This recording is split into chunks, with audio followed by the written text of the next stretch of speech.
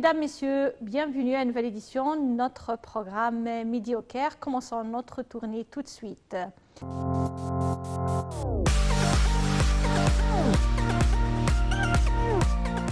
L'Égypte et les États-Unis ont confirmé à nouveau l'importance de leur partenariat stratégique tout en fixant certains domaines pour consolider la coopération bilatérale et régionale dont l'économie, le commerce, l'enseignement, les affaires culturelles et également consulaires, ainsi que les droits de l'homme et la défense. Ceci a été inclus dans le communiqué conjoint du dialogue stratégique égypto-américain présidé par le secrétaire américain des Affaires étrangères Anthony Blinken, et cela au cours d'une visite du ministre des Affaires étrangères Sameh Choukri à Washington. Plus de détails à travers ce commentaire signé Marwa Arafa et Sarah Al-Maghreb. Le président Abdel Fattah el-Sisi a regagné l'Égypte après sa participation à la conférence de l'ONU sur le climat COP26 tenue à Glasgow. Le porte-parole de la présidence de la République a déclaré que la participation du président à la conférence est venue en réponse à l'invitation du Premier ministre britannique Boris Johnson, alors que le Royaume-Uni assure la présidence actuelle de la conférence, à la lumière du rôle important de l'Égypte au niveau régional et international dans le cadre des négociations sur le changement climatique. Le porte-parole a affirmé que le président a mis l'accent sur les questions préoccupant les pays en développement en général et les pays africains en particulier, notamment le renforcement des efforts pour la promotion de l'action climatique internationale, tout en soulignant que les pays industrialisés doivent respecter leurs engagements dans le cadre de l'accord de Paris sur le changement climatique, ainsi que l'aspiration de l'Égypte à accueillir la prochaine conférence sur le changement climatique l'année prochaine en 2022. Le porte-parole a ajouté que le président tenait des entretiens avec le Premier ministre britannique Boris Johnson. Ils ont examiné les moyens de renforcement des relations bilatérales, ainsi que la poursuite des consultations et de la coordination mutuelle concernant certains dossiers régionaux et internationaux d'intérêt commun. Le président a aussi tenu une série de réunions avec certains chefs d'État et de gouvernement participant à la conférence pour examiner l'avancement des cadres de coopération bilatérale, ainsi que la consultation et l'échange des visions sur diverses questions régionales et internationales.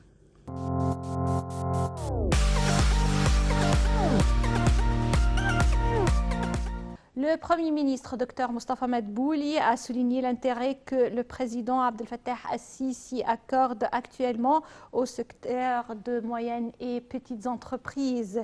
Et également, il a parlé du développement de ces PME et des micro-projets en présence des ministres des Finances, Mohamed Maït, du développement local, Mahmoud Charawi, de la jeunesse et des sports, Ashraf Sobhi, du commerce et de l'industrie, Nevin Guéma. Plus de détails à travers ce commentaire. Le Premier ministre Mostafa Madbouli a tenu une réunion avec le chef de l'autorité générale de la zone économique du canal de Suez, Yahya Zaki, et cela pour faire le point sur l'état d'avancement de la mise en œuvre d'un certain nombre de projets dans le cadre de la zone économique.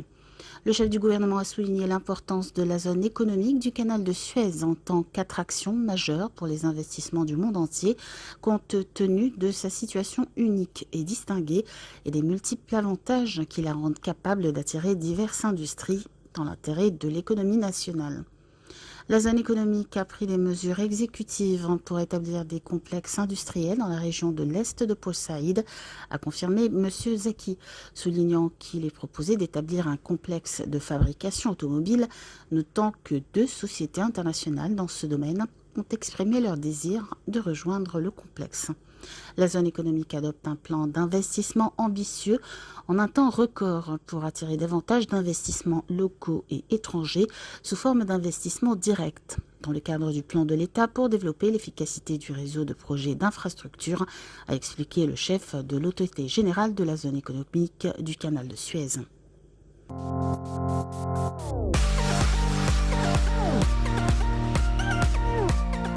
Le Premier ministre, Dr Mostafa Madbouli, a affirmé l'importance de la plateforme unifiée Fenêtres et système ACI de pré-dédouanement pour protéger le pays contre l'accès ou la sortie de marchandises interdites ou d'origine inconnue en simplifiant les procédures et facilitant le mouvement d'entrée et de sortie des expéditions. Et cela également pour le Premier ministre qui a souligné la nécessité de reprendre et répondre à toutes les questions de commerçants et également pour les importateurs et les exportateurs.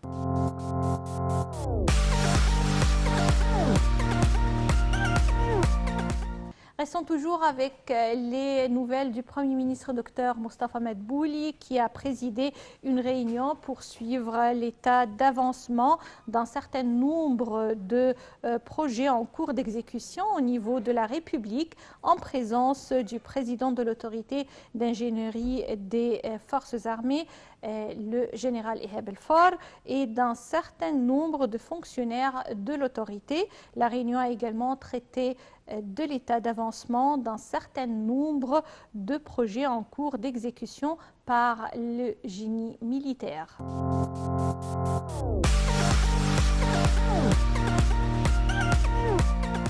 La direction politique accorde un intérêt sans précédent au secteur du transport. C'est ce qu'a dit le ministre de Transport, Kamel Al-Wazir, dans une allocution au deuxième jour du salon de la conférence sur le transport intelligent.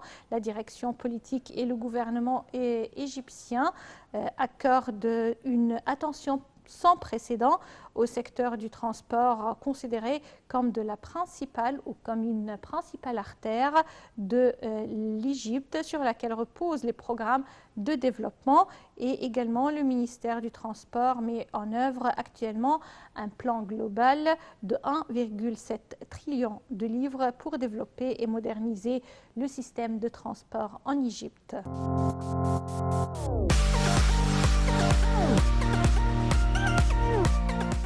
Le ministre du Pétrole et des Richesses minières, Tariq Al-Molla, s'est entretenu avec deux délégations de la Banque mondiale du renforcement de la coopération et des procédures opérationnelles d'exportation du gaz égyptien vers le Liban, apprend-on d'un communiqué publié cette semaine.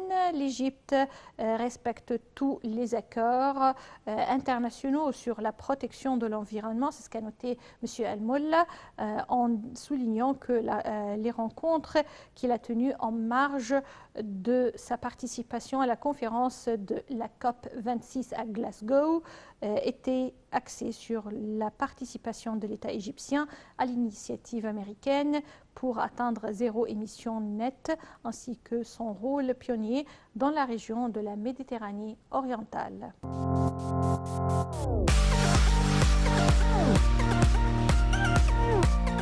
L'État continue à mettre en œuvre le programme de soutien aux exportations, surtout avec ses efforts visant à atteindre 100 milliards de dollars d'exportation durant les prochaines années. C'est ce qu'a affirmé le ministère et le ministre des Finances, Mohamed Maït. Le programme mis en œuvre durant l'exercice financier actuel figure parmi les meilleurs programmes en matière de soutien aux exportations, et de fonds de 30 milliards de livres égyptiennes ont été dépensés pour soutenir les exportations durant 1 an et demi, appelant le Fonds pour le développement des exportations à finaliser les mesures pour permettre aux exportations de tirer profit de la 4e étape du programme.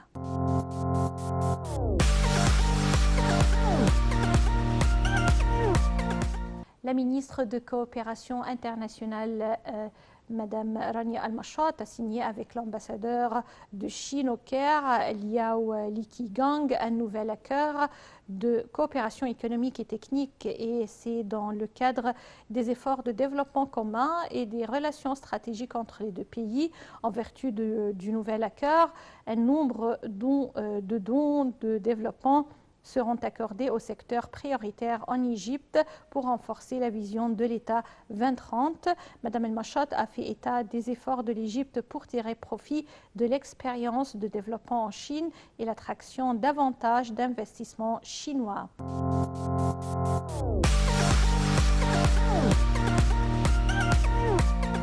La ministre de l'Environnement, Yasmine Foued, a affirmé que l'Égypte s'orientait vers l'économie verte et l'utilisation de technologies compatibles avec l'environnement dans tous ses projets nationaux de manière à atteindre le plan de développement durable 2030.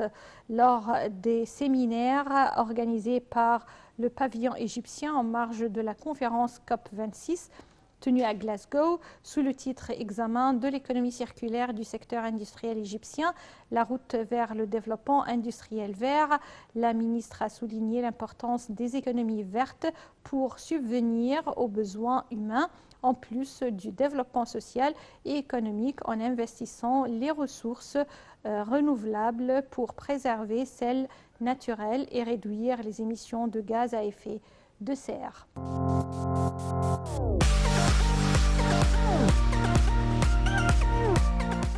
Le Premier ministre Dr Mostafa Madbouli a souligné que l'État égyptien avait pris de nombreuses décisions inédites pour soutenir le secteur du tourisme et lui alléger les fardeaux, notamment le report de la collecte des recettes sur sa consommation des services publics à la lumière des répercussions de la pandémie Covid-19 dans le cadre de l'intérêt de l'État apporté à la continuité de ce secteur vital.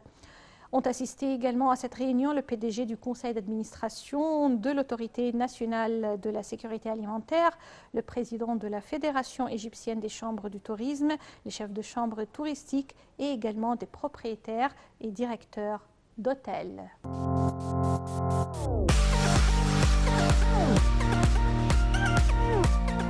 Le ministre du Tourisme, Dr Khaled Al-Anani, a tenu une réunion avec les responsables et représentants de l'entreprise chargée d'organiser la cérémonie de Luxor dans les prochaines semaines. Cette cérémonie aura pour objectif de faire la lumière sur les potentiels touristiques et archéologiques de Luxor.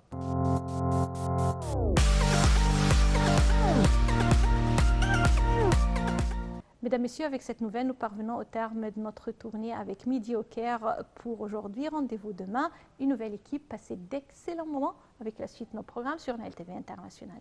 Au revoir.